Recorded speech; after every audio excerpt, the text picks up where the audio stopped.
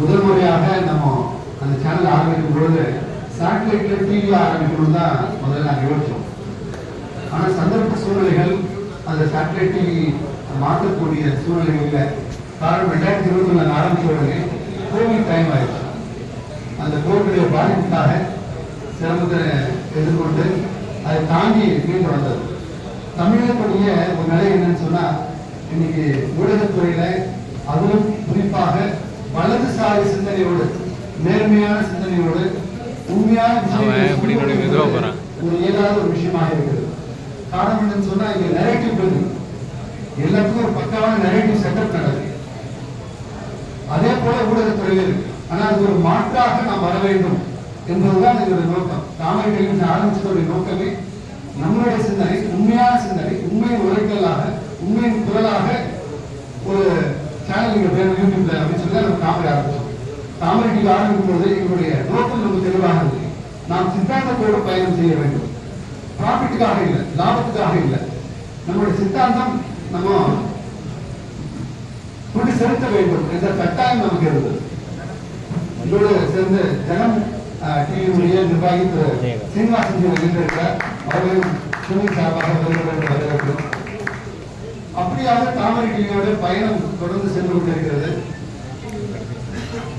இங்க சூழ்நிலை என்னன்னு சொன்னா, ஒரு நெரேட்டிவ் பில்டிங், அதுலயும் குறிப்பா சினிமா துறையில ஒரு ஆளுமை கூட தான் சினிமா துறையே இருக்கு. ரொம்ப பெருங்காலமாக பாலிவுட் நடிக்கக்கூடிய நம்மளுடைய இந்து திரைப்படங்கள் வரக்கூடிய களமாக இருக்கலாம், பிற மாநிலங்கள் எல்லாமே ஒரு சிலருடைய பிடியில இருந்து அதில் வெளியில வரல. அவங்க என்ன யோசிக்கிறாங்க, அவங்களுடைய சிந்தனைகள், அவங்களுடைய கருத்துக்கள் மட்டும்தான் இந்த பவர் மீடியம் என்று சொல்லக்கூடிய அந்த சினிமா துறையில வரக்கூடிய சூழல் இருந்தது. அப்போ அதுக்கு மாற்றாக நாம் யோசிக்க வேண்டிய தருணம் வந்தது. எப்போது சொன்னா, கிழக்கு படம் எடுத்த உடனே அந்த டைரக்டர் அதனுடைய காட்சிகளை வெளியில வரும்போது மிகப்பெரிய எதிர்ப்பு. தியேட்டர்ல படம் போடலாம்னு ஃபிக்ஸ் பண்ண தியேட்டர்காரங்க மிரட்டுறாங்க.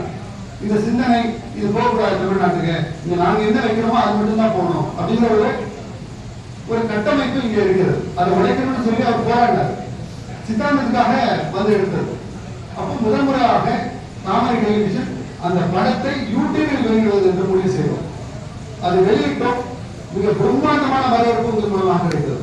உங்கள் அத்தனை பேருக்கு நான் நன்றி சொல்ல கடமைப்பட்டுள்ளேன். கிட்டத்தட்ட 17 லட்சம் பேர் அந்த திரைப்படத்தை பார்த்தார்கள். அதன் பிறகு அதனுடைய தொடர்ச்சியாக நம்ம டிரான்ஸ் என்ற ஒரு மலையாள படம் எப்படி அங்கே மூளை செலவு செய்யப்பட்டு மதமாற்றம் நடப்பது என்பதை பட்டவர்த்தனமாக ஒரு பெரிய அளவில் மலையாளத்தில் அந்த படம் எடுத்திருந்தாங்க. பகத் பாசில் அவர்கள் அதனுடைய கதாநாயகனாக நடித்திருந்தார். அந்த படத்தினுடைய தமிழ் ரைட்ஸ் வாங்கி அந்த ரைட்ஸை நம்ம நிலைமறந்தவன் என்ற பெயரிலே அந்த திரைப்படத்தை தமிழாக்கம் செய்து அதையும் நம்முடைய தாமரை தொலைக்காட்சியிலே நம்ம வெளியிட்டோம். மிக பிரம்மாண்டமான வரவேற்பு.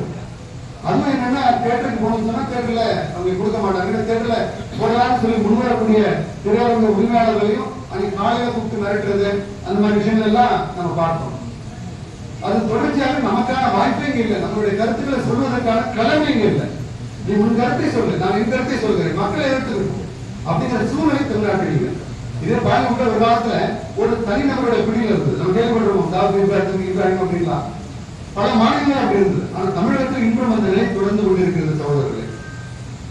அதற்கு ஒரு மாற்றம் வேண்டும் என்பதற்காக தான் இந்த முயற்சியை நாம் தொடர்ந்து எடுத்துக் கொடுத்திருக்கிறோம். லாப நோக்கத்திற்காக அல்ல, முழுவதுமாக இந்த சித்தாந்தம் போடுவதற்கெல்லாம் மாற வேண்டும் என்பது. இப்போ வெளி மாநிலத்தில் அது குறிப்பா வட மாநிலங்களில் பெரிய மாற்றம் வந்துவிட்டது. நம்ம பார்க்கிறோம். Kashmir files, Bengal files, Kerala story, இப்படி பல படங்கள் இருக்கு. எல்லாமே நீங்க வந்து யூடியூப்ல பார்க்கலாம்.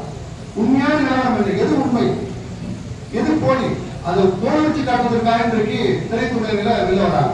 அப்படியாக பல பேர் நம்ம தமிழ்நாட்டில் வந்திருக்காங்க. நம்ம கண்ணன் போன்றவர்கள் எல்லாருமே அதுக்கு பக்கபலமா இருக்காங்க. உண்மையிலே பாராட்டணும். ஏன்னா திரைத்துறையில இருக்கிறவங்களுக்கு ஒரு பின்னாடி என்னன்னா வருமானம் என்பது ஒன்று இருக்கு, அவங்களுடைய அங்கீகாரம் புகழ் ஒன்று இருக்கு. அதை பணையம் வைத்து அவங்க சாதாரண இறங்குறது இல்லை. ஆனா அது பரவாயில்ல, தர்மத்திற்காக எனக்கு என்ன மாதிரி கஷ்டங்கள் வந்தாலும் பரவாயில்லன்னு சொல்லி வரக்கூடிய திரைத்துறை வந்து கொண்டே இருக்கிறார். அத்தனை பேருக்கு நம்ம பாராட்டணும், அத்தனை பேருக்கு பாராட்டணும். இப்படியாக தாமரை டெலிவிஷன் யூடியூப் சேனலாக இயங்கிக் கொண்டிருக்கிறது. உங்களோட பேராதரவுல 7,85,000 சப்ஸ்கிரைபர்கள் இருக்காங்க. உண்மையாக ஒரு 6 நாள் இது நடந்தது. என்னோட டீம் அறிவுறுத்தல பெருமாள் விக்னேஷ் பின்னாடி இருக்காங்க. நம்மளுடைய அட்மினா இருக்காங்க. தமிழ் டெலிவிஷனோட அட்மின் ஹெட் வந்து கடுமையான உழைப்பு அவங்க பின்னாடி. அதோடு கூட நம்மளுடைய ஆங்கில தமிழ் இருக்காங்க. அது மாதிரி எடிட்டர்ஸ் புவன் பின்னாடி இருக்காங்க. கேமராமேன் இருக்காங்க. எடிட்டர்ஸ் 2 பேர் உமேஷ் பின்னாடி அவங்க 2 பேர் இருக்காங்க எடிட்டர்ஸ். ஸோ ஒரு பெரிய டீம் பின்னாடி வேலை செய்யுது. அவங்க எல்லாரும் உங்களுக்கு முன்னாடி அறிமுகப்படுத்துறதுல பெருமகிழ்ச்சி அடைகிறோம். தொடர்ந்து முயற்சியோடைய அடுத்த எல்லாத்துக்கும்